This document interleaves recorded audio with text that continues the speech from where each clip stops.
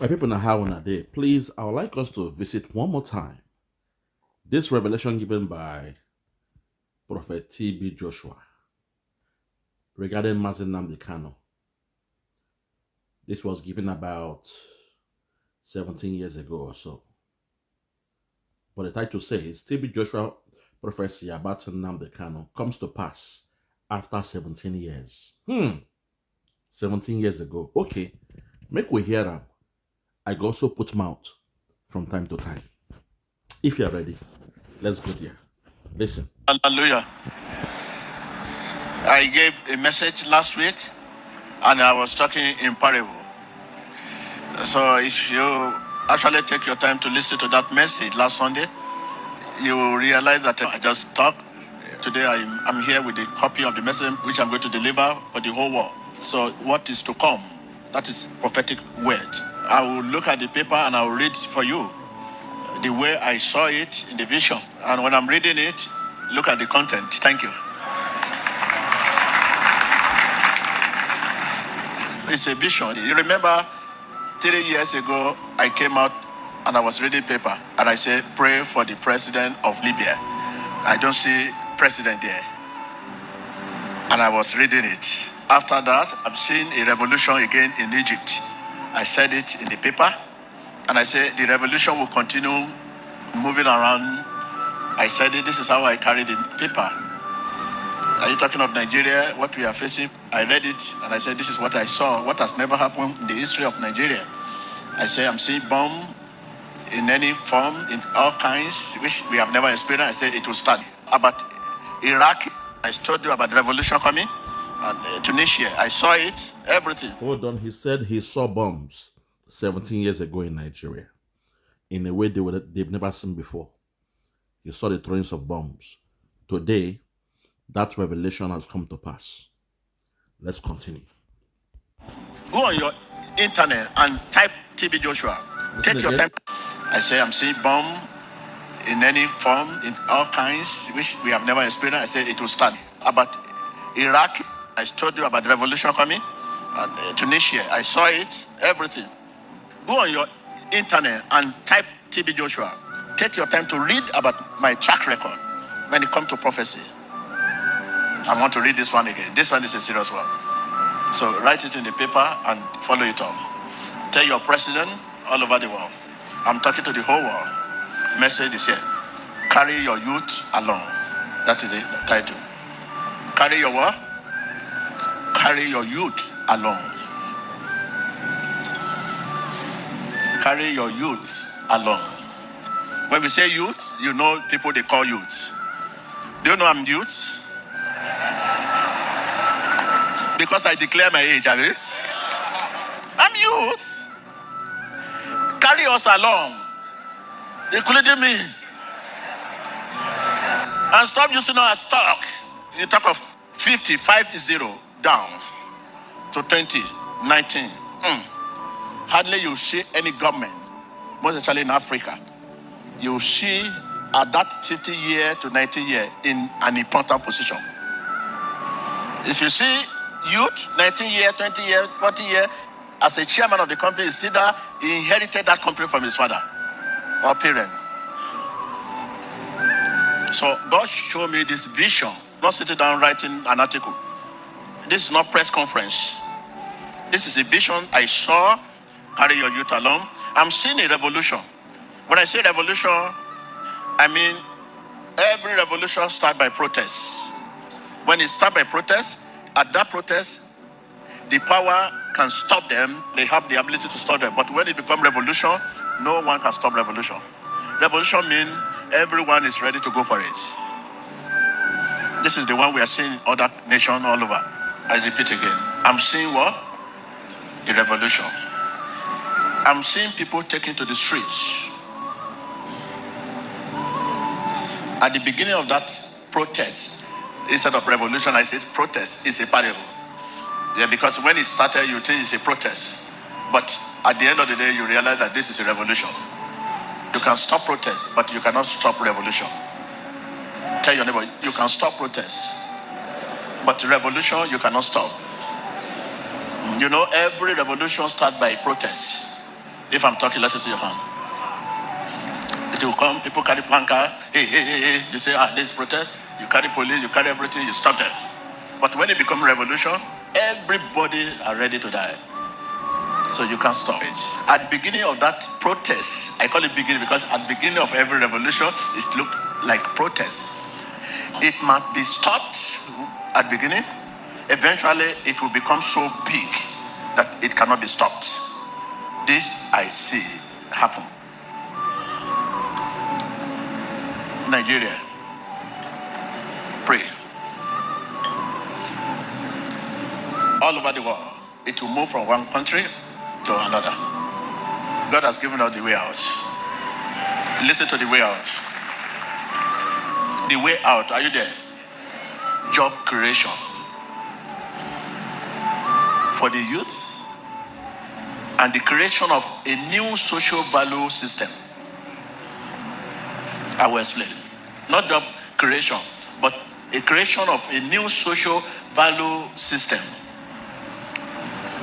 This is because 90% of youth believe that it is by becoming political thugs that they could be successful. It by become what? Political thugs, they can be successful. Especially, you see PhD, even a professor today, they become thug to the political leaders. Professor, because they have no job. You can send a professor to do anything for you, for money, because he has nothing to do. Take note. Because those in the political office do not want to retire in politics and become statesman. You saw it happen in the Nigerian last election where professors were the ones rigging the election, changing the results.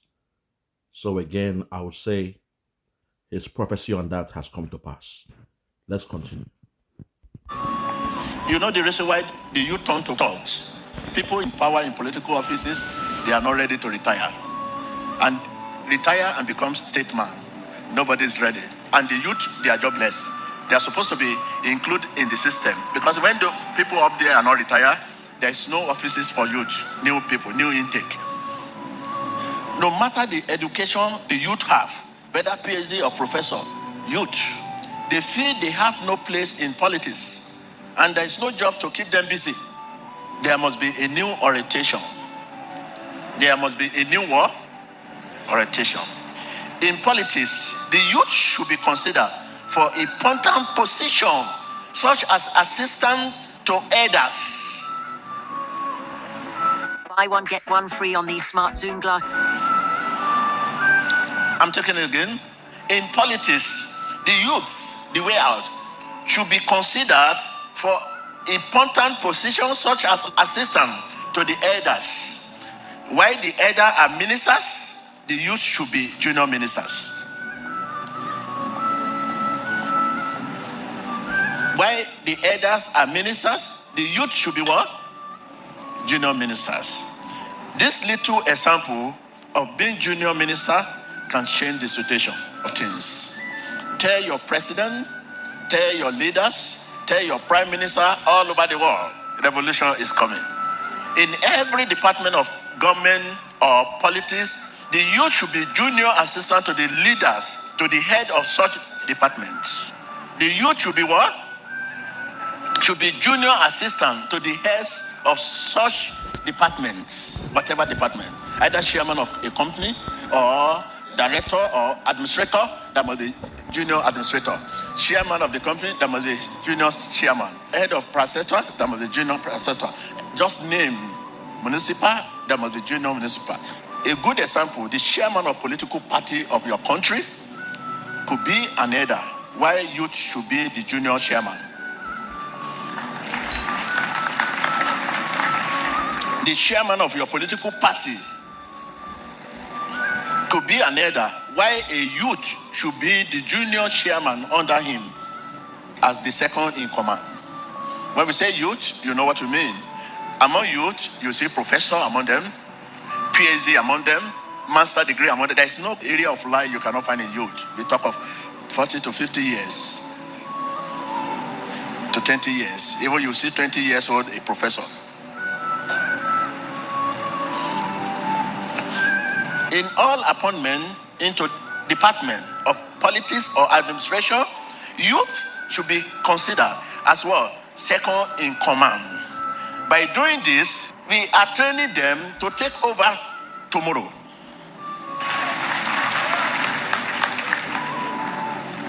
This is because they are leaders tomorrow.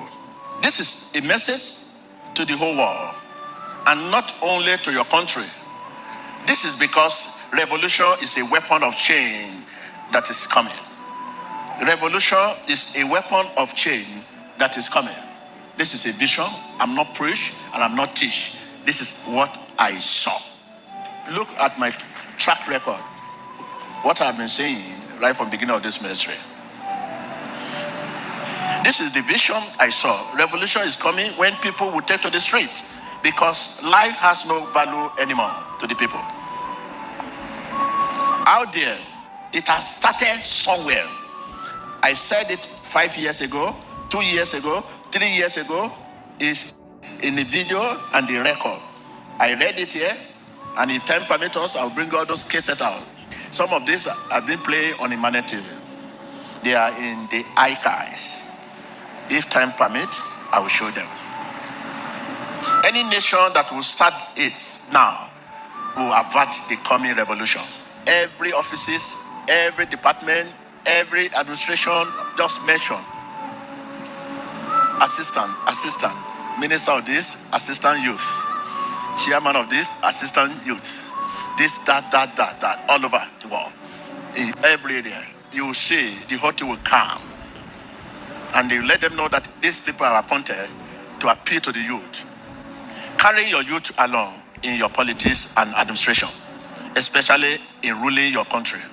Tell your neighbor, carry your youth along in your politics, administration, especially in ruling your country. I have said it. None of this will go without being fulfilled. I have said it. None of this will go without being what? Read about me and my track record. This is the voice of God.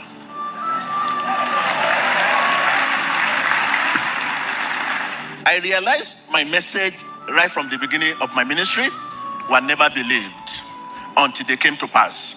I want you to believe this before it come to pass, because it will be disastrous. Look at what has happened in our neighboring country. Good example, Egypt. Because of the first revolution that happened there, that's the challenge they are facing now. When we carry the youth along, whenever there is a revolt or situation, they will be available to readily speak to their colleagues. Because people that are going for revolution or protest, 90% of them are youth. And they would like to hear the voice of their colleague better than anybody talking to them. If the junior minister come out or junior chairman come out to talk to the protester, and they know it's a junior chairman, is there to represent them, they will listen to him better than anyone.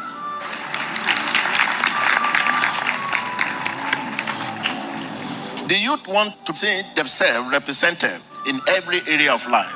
That is the answer to the problem coming. God bless your nation. God bless the whole world. Peace be unto your nation. Those who cry peace, hey, there is peace to you, prophesying nothing but smooth things. What you want to hear. Tell your neighbor, smoothing me what you want to hear. They will come to you as ministers, but what you want to hear, they will tell you. And what you want to hear is all is well, whereas nothing is well.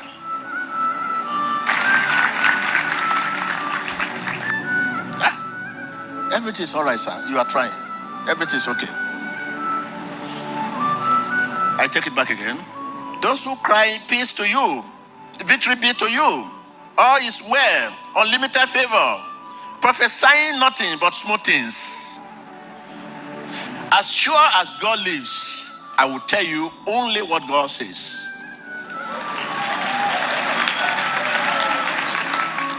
As sure as God lives, I, TB Joshua, will tell you only what God says.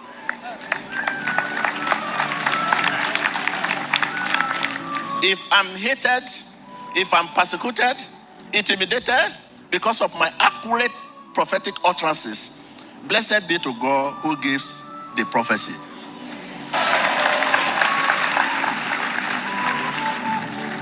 Finally, this is the words of wisdom. As truth was older than terror, so it will survive it. It got the start and it will get the race. The day will declare who is in the right and who is in the wrong, says the Lord. The day will declare who is in the right, who is saying the truth, who is saying the first. When God gives being to the well, that well becomes alive. When you say be healed and the person is not healed, it means God has not given being to the well. If you say be delivered in Jesus' name and the person is not delivered, it means God has not given being to the word. Being means life. Word is a person. Word is a person. When you don't regard word as person, you misbehave. You talk anyhow. When God gives being to the word move and walk.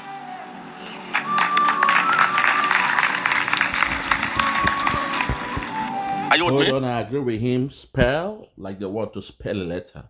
Every word, they are like magic. Spellbound. When you say a word, you spell it out. They are like spells, magic spells. So what he's saying here, it makes sense. Even God said, let there be light. And there was light. So whatever you say with your mouth, on your tongue lies the power of life and death. When you speak life into something, you create life. When you speak death into something, death cometh. Let's continue. When God gives being, B-E-I-N-G, to the word, that word becomes alive. You can speak word without being. When God himself gives being to the word becomes alive. What God says is final. God has all men's heart in his hand and turn them as he places to serve his purpose, contrary to their own first intention. God bless you. This is my message to you.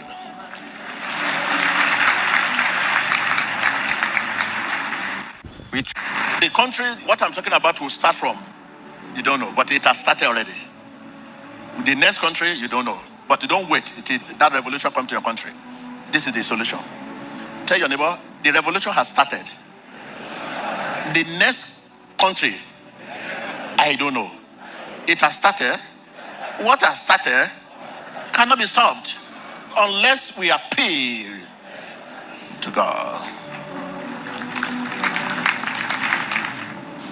So, every department, every ministry, administrative office, head, assistant head, youth. Head, assistant head, youth. Minister of this, junior minister, youth. Minister of labor, elders, junior one, youth. Chairman of your party, junior chairman, youth. All around, once that is done, you are given employment, job creation. You have started it. And with that, the job will start. In any nation that is ready to create job for the youth, is to change the authority over there. Minister of this, minister of finances, elders, junior minister of finance, youth. And let this youth know that we appoint you to represent your people out there. When job come in any offices, you see every area will be balanced. The right job you can create now to appeal to the ominous sign that is coming is right. All political offices, administrative department, all over the world, even private company. You government, you have the right to talk to the private owner. Every offices, a manager is elders, junior manager should be youth. They will fight for their people out there because that spirit is in them. That is the best way to create job creation. God bless His word. I'm talking to your country. Tell your neighbor, I'm talking to your country. In the interest of justice, do not close his eyes to sin. The court will determine all these issues in his judgment. I proceed, I deliver my judgment. Judgment, please. My Lord, I have an objection. Final written address is a constitutionally mandated right which I must be granted. It is in the constitution of this very country that final written addresses, my Lord, must be granted. I have no word with my Lord, and I insist that I address this court on all these issues. My Lord, do not forget. My Lord. My Lord, do not forget. My Lord. My Lord, I'm not, please, let me finish. It's my case. It is my case, my Lord, let me finish. My Lord, in this very court, Emeka Itiaba SAN was here, my Lord. Emeka Itiaba SAN said, at the right time we will contradict or controvert a piece of evidence. A piece of evidence given in this very court. I need to write my final written address, my Lord. I must. Which does. My Lord, I'm saying it clearly. I am entitled to final written address. What is my final written address? It's in the Constitution. My final written address. My Lord, my final written address. Where is it? I'm not, my Lord, please. Please, my Lord. I need to file my final written address in the Constitution. I appeal to you to compose yourself this temple of justice. My Lord, you are biased. You are biased. This is not law. You are biased. It's not law. Please, I beg you to compose yourself. My Lord, this is not law. Show me where it says you can waive my right to final written address. Show me. Show me where it says you can waive my right to final written address. And I'll sit down. Show me. My Lord, you are conducting their case for them.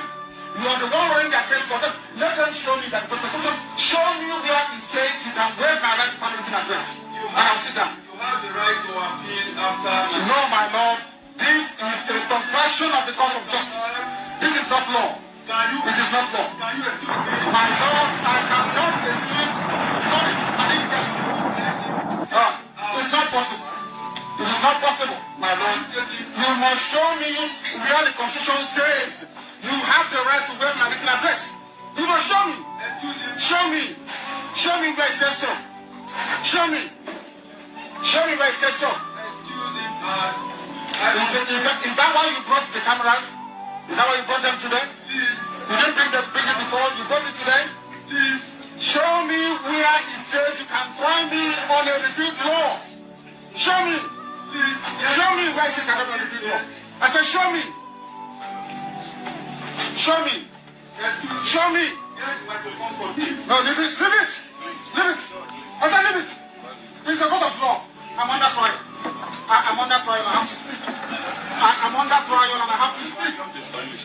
Listen to me. Listen to me, please. I'm under trial. I'm under trial. I'm under trial. And I must address the case. Wait.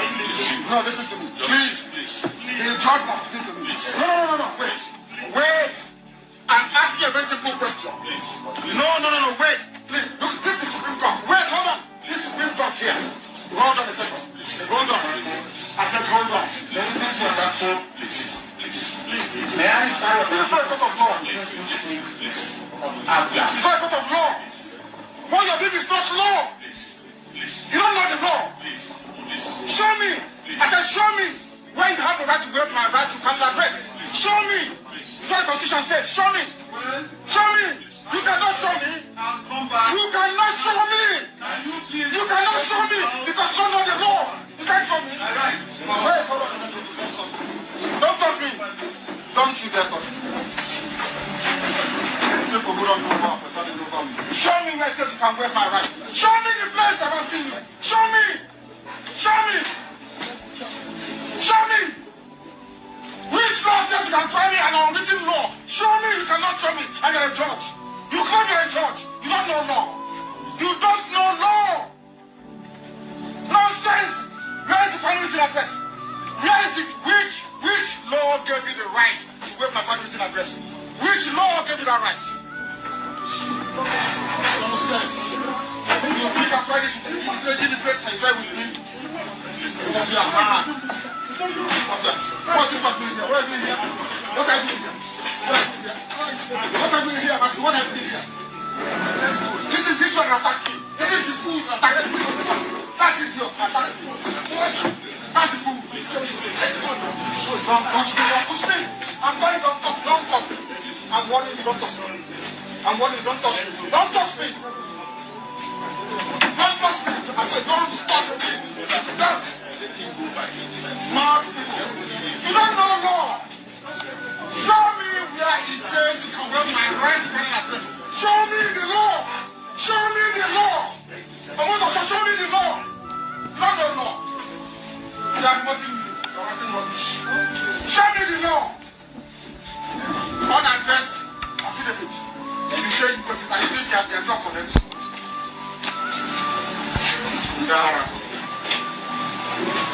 Lord have mercy. Let's hold it there. The pain, the tears is too much.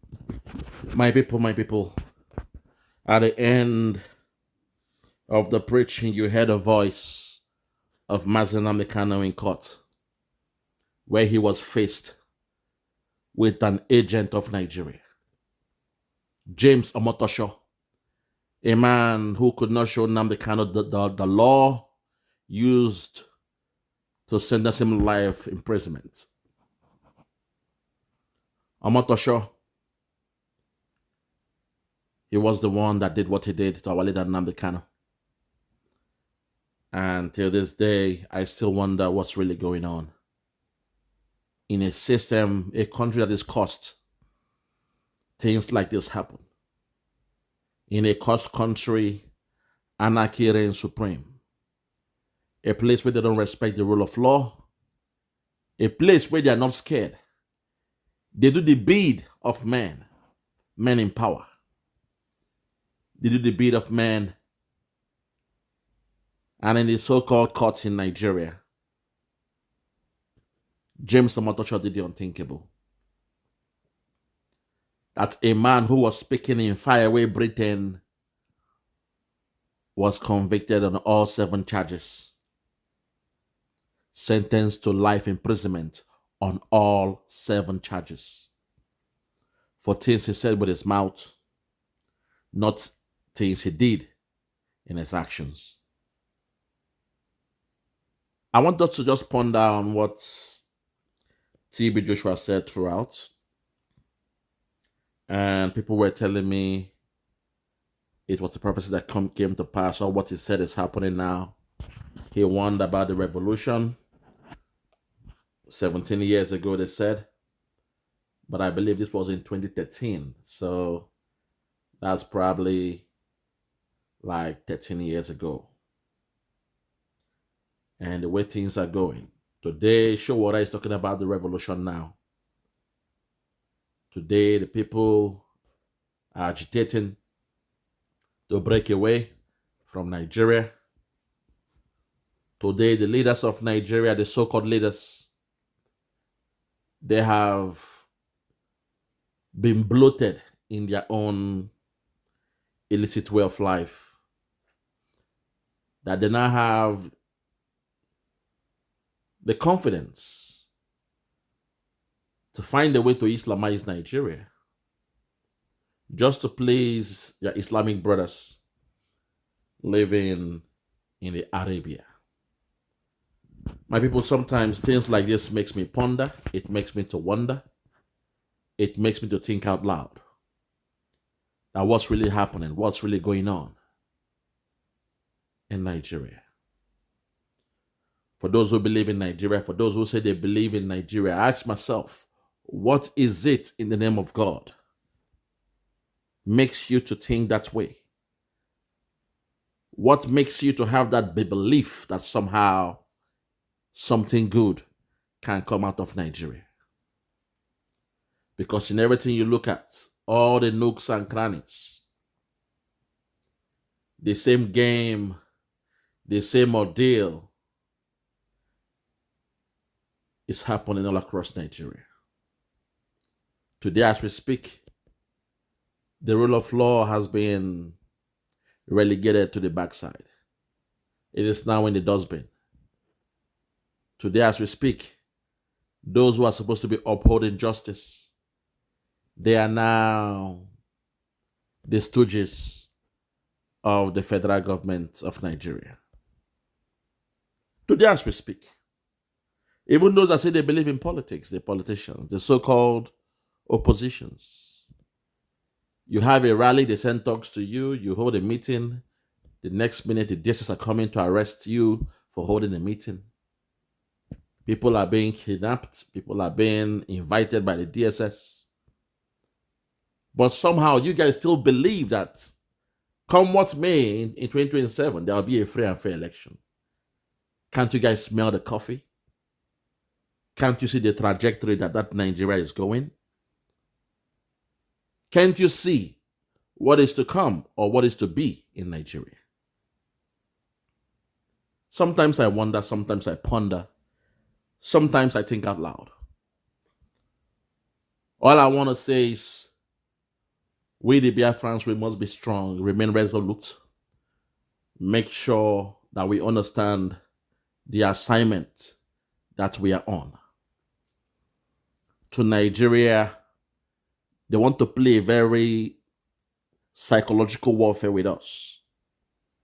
A very tricky game, more than the game of chess. They want us in our subconscious mind to assume that them holding Nnamdi Kanu means we have to wait and not redeclare Biafra or carry on in the trajectory of implementing Biafra in Biafra land. That's the hope of the Nigerian government. That if they can go into our psyche for us to assume that we have to wait, close church, stop the revolution, stop the freedom fighting, stop the agitation, and wait, beg God and pray that somehow Nigerian government will do the right thing and release Nnamdi Kanu, or his appeal case, when it comes through, we assume he'll be found not guilty. I want to assure you today that that's just a way of wasting time. I hope that when the appeal case of Nnamdi Kanu commences, he'll be found not guilty. But we know those who control the judiciary in Nigeria, unfortunately. We know those who are building houses for your judiciary. I will say one thing here that will shock you all. Wike is someone that the legal team of Nnamdi Kanu should be looking at to have a discussion and make peace with him. For those that want to do things the Nigerian way, that feels there is a way to solve the problem the Nigerian way. The one they call Wike, that man is the one the legal team should go and discuss and find a way to reach a deal with him to solve this issue happening to Nnamdi Kanu. For those that believe doing things the Nigerian way. Because one of those who are holding Nnamdi Kanu right now is Wike. You guys will not understand what I'm saying, and I will not speak more than that. But at this point, we all saw what happened to the most beloved disciple of Nnamdi Kanu, Mazi Simon Ekpa, a man we love, a man we appreciate, a man who has been there through thick and thin for Mazi Nnamdi Kanu. A man who told Mazi Nnamdi Kanu, if you need 100 men, I will make your job easier because in me, I am 50 in one. A man who, when Nnamdi Kanu was kidnapped, he went about doing good, propagating the movement, steadying the ship. He became the pilot of the ship, made sure that everything was going through, and the plots and plan to redeclare Biafra was in full course until the enemies of Biafra came around to sabotage and blackmail Simon Ekpa. They used our own. They used some of those in the cabinet of Simon Ekpa. They used some of the politicians from the southeast. They came with a lie, with the ploy that Simon Ekpa was the problem. The youths. If somehow they can shut down Simon Ekpa, then the Nigerian government are very happy. In fact, they are more than happy to release Nnamdi Kanu. Their only delay is because this new guy called Simon Ekpa is a problem and has been a thorn in the flesh of the Nigerian government. So if they can work with Nigeria to silence Simon Ekpa, punish him for what he has done, work with them to make sure Finland get him arrested and then deported back to Nigeria, then and only then will Nnamdi Kanu be released, because to them, Nnamdi Kanu is not the problem. According to the then former head of state, President Olusegun Obasanjo, he said, Simon Ekpa is 10 times worse than Nnamdi Kanu. That Nigeria, they are in a hot soup. They are in a big mess for messing with that one called Simon Ekpa. That one they call a small boy in Finland. He is 10 times worse. And he will bring havoc to Nigeria. So somehow, sadly, the wife of our late eternal leader, Chief Udumegu Ojukwu, the wife, the one they call Bianca Onowu, she was able to convince those they call the DOS, those we call IPOB Nigeria Limited. She was able to convince the wife of Nnamdi Kanu, the one they call Uchechi Kanu, that Simon Ekpa was a problem, that she's been to Aso Rock. She's had a discussion with the presidency, and the only person holding Nnamdi Kanu was Simon Ekpa. And somehow they believed the wife of Nnamdi Kanu was cajoled, and she started attacking Simon Ekpa, calling him a midget from Finland. I was taken aback. I asked myself, what's really going on? How can you do this to the most beloved disciple of Nnamdi Kanu? When Nnamdi Kanu was here free with us, he loved Simon Ekpa. When Nnamdi Kanu was here with us, he made sure Simon Ekpa was the one that anchored all the programs he had, even the alliance we had with Ambazonia in 2021. Nnamdi Kanu made sure that Simon Ekpa was the one that anchored that program, the program. So I asked myself, why the hatred for Simon Ekpa? Why does Uchechi Kanu have this enmity towards Simon Ekpa? While I was pondering and wondering, thinking about what went wrong, where was the miscommunication? Or was she not watching her husband, Nnamdi Kanu, deal with Simon Ekpa throughout his time here with us? Was she not aware? Was she not tuning in to the live programs where Simon Ekpa and Nnamdi Kanu, they hosted a program together, not once, not twice? Was she not there when Simon Ekpa also invited Nnamdi Kanu to his own platform to speak to the Biafrans? Was she not there when Nnamdi Kanu said, we must listen to Simon Ekpa, share his videos because Simon is coming with a new dimension? Where was she? I never knew, just like Jezebel in the Bible, she was turned against Simon Ekpa. The enemies used that. And before you knew it, the DOS who we know today, they are not for Nnamdi Kanu. They assembled 3 IPOB members with the blessings of the wife of Nnamdi Kanu and the one they call Bianca Ojukwu or Bianca Onowu. They assembled 3 IPOB members, sent them down to Finland to assist the Nigerian government in their court case against Simon Ekpa. The deal was, Simon Ekpa is the problem. Assist the Nigerian government to punish this guy called Simon Ekpa. Let him face time or jail in Finland, and Finland has promised to deport him back to Nigeria.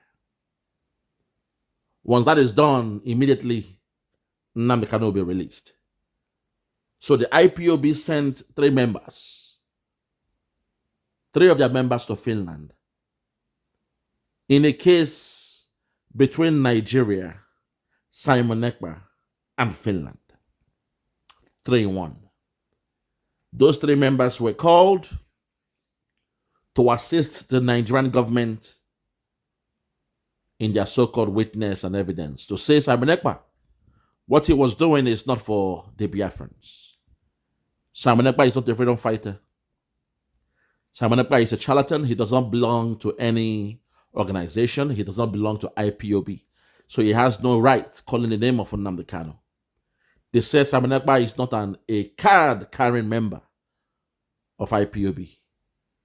And they don't belong, or he doesn't belong to them. They don't know him, that he's a renegade.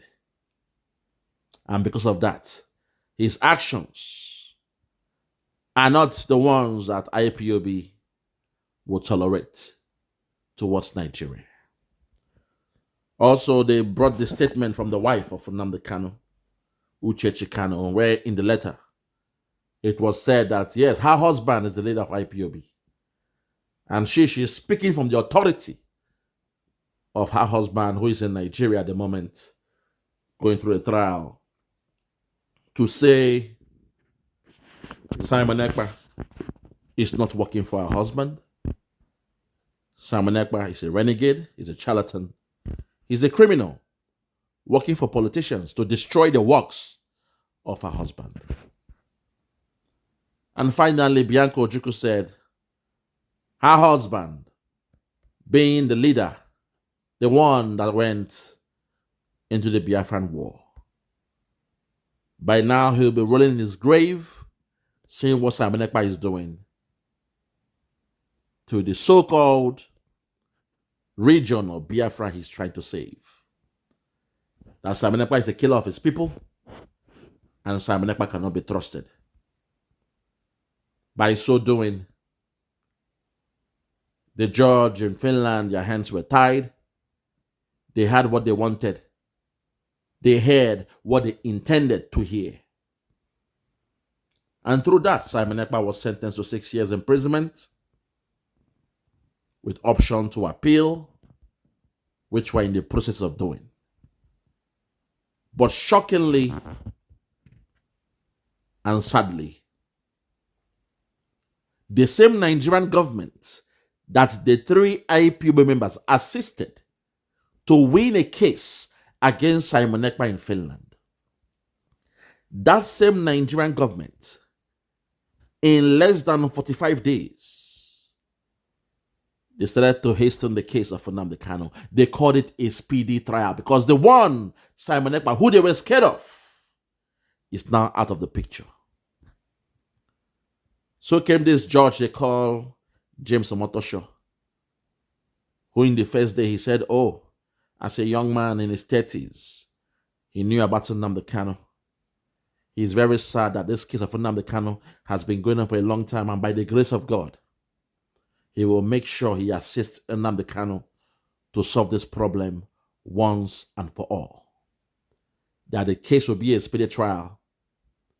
And in most cases, if you have any objection, it could be done as a final written address. Don't worry, it's going to be speedy. I want it to be smooth. We'll be on track. If you have anything to say towards the end, you can now give your final written address. That was the first 419 he did to cajole Nnamdi Kanu and the legal team of Nnamdi Kanu. So when the Nigerian government and their prosecutors came with all their so-called witnesses, witness AAA, witness BBB, CCC, DDD, and EEE. Men wearing gloves, men wearing balaclavas. You couldn't see their hands nor their face. They came to give witness against Nnamdi Kanu. And there was no cross-examination of those guys because they told Nnamdi Kanu's team, don't worry. At the end of the case, you will have your final written statement. Some of you might not understand what a final written statement is. That is where you have drafted point by point, dispelling all the notions, all the frivolous evidences brought against you by your witnesses. that was prepared by Nnamdi Kanu. That's not something that will be done in 1 hour, 2 hours, 5 hours in a day. It goes on for days. Unknown to him that James Omotosho, a Yoruba tribal bigot, had tricks in his sleeves in a way just to rush the case and quickly at the end sabotage Nnamdi Kanu, saying he doesn't have the right to give a final statement. And suddenly there was a confusion in the camp of the wife of Nnamdi Kanu and some naive members of IPOB who were promised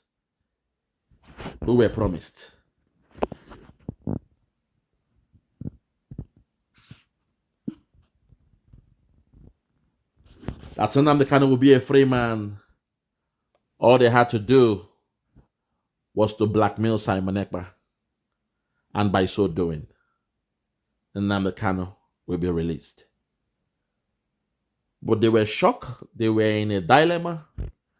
They were dumbfounded when they saw James Omotosho, a man who cunningly pretended to be a friend of Nnamdi Kanu, a man who acted as if he was showing empathy throughout the whole case, throughout the whole trial of Nnamdi Kanu, suddenly became brutish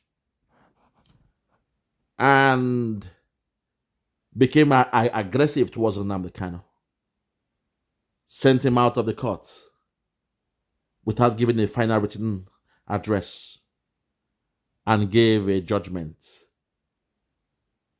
But unfortunately, they say there is no perfect crime. So while he was reading the judgment, something that was prepared for him, something that was prepared for the previous judge, Justice Bintanyako, he was now saying things that were said during the case that was being handled by Bintanyako. Things that were not said under the so-called speedy trial that he gave Nnamdi Kanu. He was quoting strange stuff. Things we call out of point. In the law court, we call it obiter dictum. A judge was guilty of spewing out obiter dictum, out of point. They were not relevant to that case that he presided over because those issues were not raised up. They were not raised in the case under Justice or James Omotosho. I won't call him a justice. He's a riffraff. So when he did that, we now knew that this man cannot be trusted.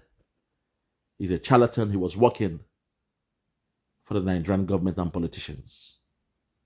But also, it then dawned on the wife of Nnamdi Kanu that Bianca Ojukwu was used. She was perhaps naive to trust the serpent. She trusted the Nigerian government. She took the words, believing them that if they could blackmail Simon Ekpa in Finland, then they will keep to their words to release Nnamdi Kanu. Unfortunately, Bianca Ojukwu, Uchechi Kanu, and the criminal DOS, they allowed Nigeria to succeed in killing two birds with one stone. Today, as we speak, Nnamdi Kanu was sent by a Yoruba judge to fire away Sokoto, given as a zakat, an offering to the Sultan of Sokoto. That's to show you the level of hatred these guys they have for us. It is deep. And I sometimes ask for myself, something the Buhari government could not do. Something even Malami could not do. Under a Yoruba judge, a Yoruba prosecutor, a Yoruba president, such a heinous act was carried out against the most beloved leader of the Biafrans. This takes me back to memory lane. We knew what happened in the case of Awolowo and Ojukwu. Awolowo was held in prison in Calabar. Their plan then was to send him all the way to the north, to a prison in the north. But Nnamdi Azikiwe pleaded and said, please don't take him there because the weather is too harsh. Bring him to the southeast or the eastern region. Please do this for me. And eventually it was agreed that Calabar will be the place where Awolowo will serve a sentence. The rest is history. We know how he was released by Ojukwu. And in their discussion with Ojukwu, he said, Ojukwu, I believe in you. I see the war you are. This war is unfair to you guys. All I'm saying is give me time. Let me get to the western region, or is it what it was called then? I think it was the western region then, or the southwest, to make it easier. Let me get back to my region, and I will make a call out to my people to rise up and defend their land. I believe in what you are doing. I believe it is sensible for someone, the way the country is now, it is sensible for you guys to hold on to your own nation and let peace be. Give me time. Once I get home, you will hear from me. The rest will be history. Our freedom has come, my good friend Ojukwu. Ojukwu made sure he was escorted to the airport where he flew down to Lagos. But unfortunately, at the Lagos airport, go and do your... What I'm saying now, go and do your research. Go and do your research. At the Lagos airport, my people, Awolowo was met by the one they call Jack, Yakubu Gowon at the airport. They shook hands. He knew that was an ambush. They shook hands. And the first question from Yakubu Gowon was, what's going on here? How come they set you free that way? What deal, what agreement do you have with the Biafrans? I know Ojukwu very well. How come you were set free, placed on a jet, on a plane to fly down to Lagos? What deal have you got? We'll need to invite you to discuss, to know what's going on between you and the Biafrans. Sadly, Awolowo looked at the face of Jack and told him, what is wrong with you people? How can you be fighting a war and be feeding your enemies?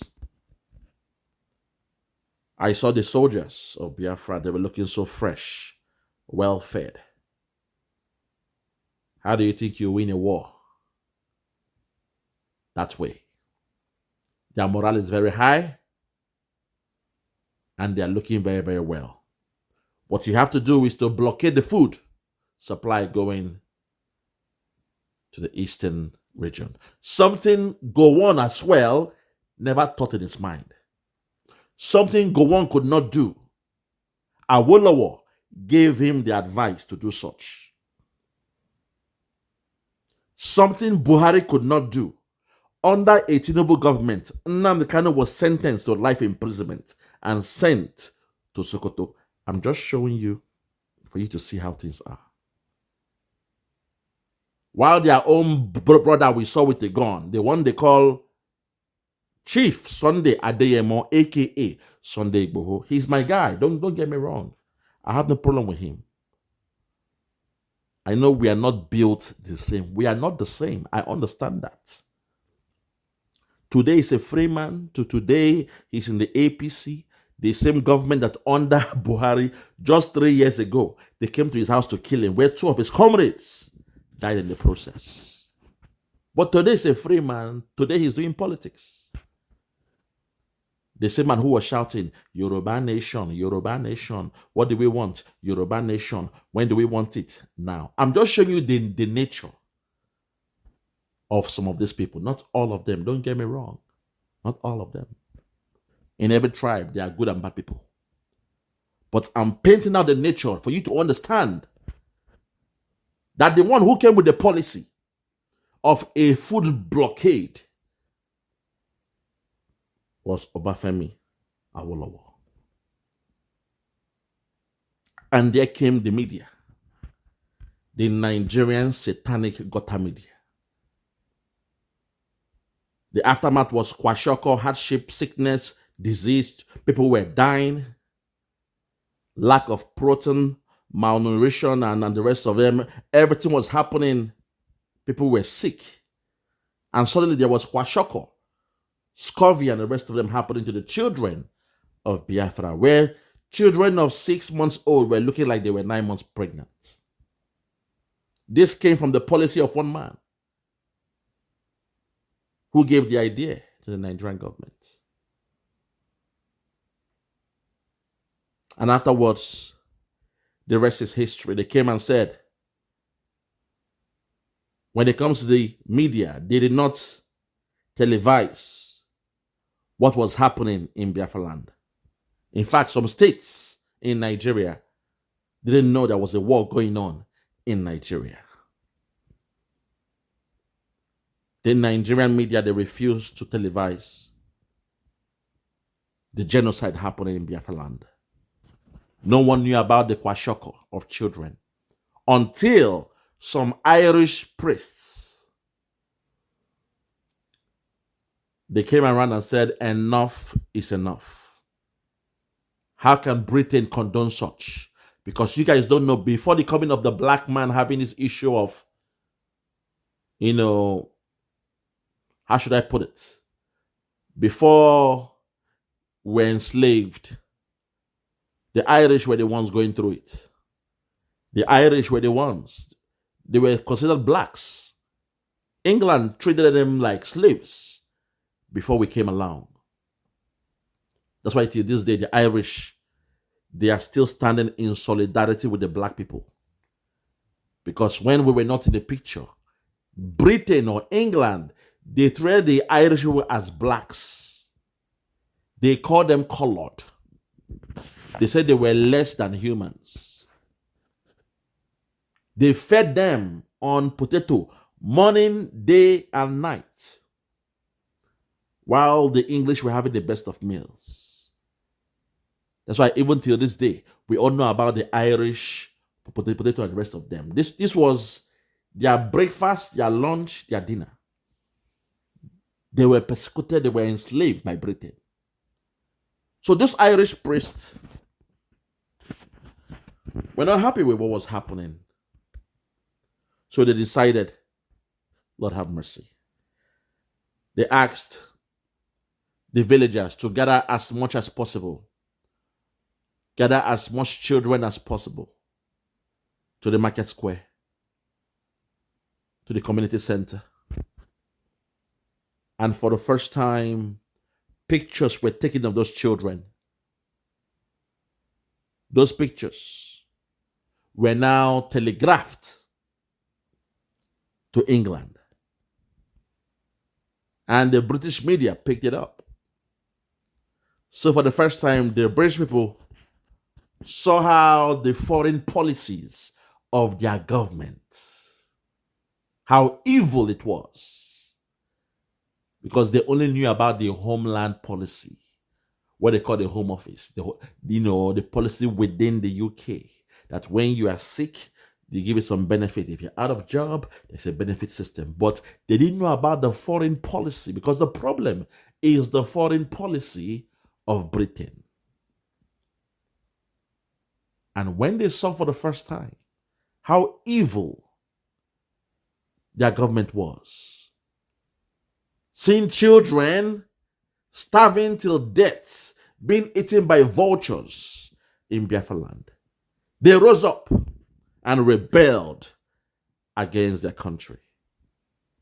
And when the government saw that the public opinion was high, they panicked And they quickly came with the charade telling Yakubu Gowon to come with the mantra, no victor, no vanquish, and the rest of them. Because they saw the pressure from the people of Britain. And how can you do this? How can you do this to babies in Africa? So my people, I'm saying all that to say this. At a time like this, even though I understand Prophet TB Joshua had his own back and forth with Nnamdi Kanu, I understand that. I understand words were exchanged from both sides. I understand that. But all I'm saying is that the way things are going, we the Biafrans, we cannot afford to look back at Nigeria. Just like Lot's wife in the Bible, we cannot afford to look back. It is forward ever, backward never.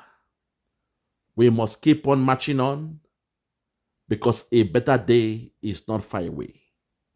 This thing called Biafra, it must be implemented in our time. Yes, of a truth, Biafra was redeclared on the 29th of November 2024.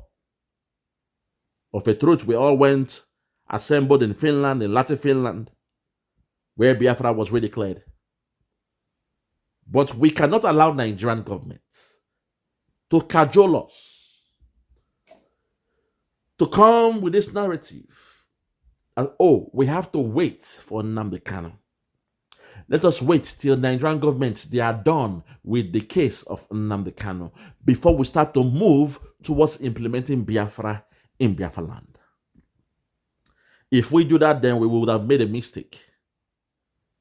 Because this Nigerian government, the way they are ready to hold Nnamdi Kanu for the next 10 years. But when they see that from our actions, we are still doing what we need to do to implement Biafra in Biafra land, then we shall not make them holding Nnamdi Kanu to become academic. It's too late. Holding him is now irrelevant. Which was why Simon Ekpa said, we shall make holding Nnamdi Kanu more expensive for Nigeria than releasing him. What he's saying is, if we keep on doing what we are doing, then it will be more expensive to hold Nnamdi Kanu because we are now having our nation. And they will beg, plead with him, please, can we release you and discuss? Can you tell them to slow down? Nnamdi Kanu, we have come to your prison to discuss with you, please. Can you make a broadcast and tell them to slow down? America is about to, give them the go-ahead, the green light. Can you now come out and speak to them and slow down? That way, we can now discuss in our own ways, have a timetable to give you the Biafra you want. We are ready now. So please, we should not allow Nigeria to trick us into believing that we have to wait for them to do what they're doing with Nnamdi Kanu. Wait for the appeal case to go through. Wait for the judgment before we start to continue with the progress towards implementing Biafra. All eyes must remain on Biafra, the rising sun. That was the last assignment given to us by His Excellency, the Prime Minister of Biafra, Mazi Simon Ekpa. Because Nigeria will find a way to delay us. They will come with all the tactics from the books. They will come and say, oh, we are doing a protest now for Nnamdi Kanu. Oh, the governors, they've spoken. The governors, they are now assembling together to go and speak for the release of Nnamdi Kanu. But they want to wait a bit. They said after the election of 2027, by then, the president will be less stressed because right now he's so busy. He's doing his campaign. He has no time to sit with them. Please, my people, don't fall for that nonsense. A prophecy, once it is said, it cannot go back. It must come to pass. Unless through the intervention of God. I rest my case. Grand opening, grand closing. For those that have ears, let them hear. For those that have ears, let them hear. No more talk.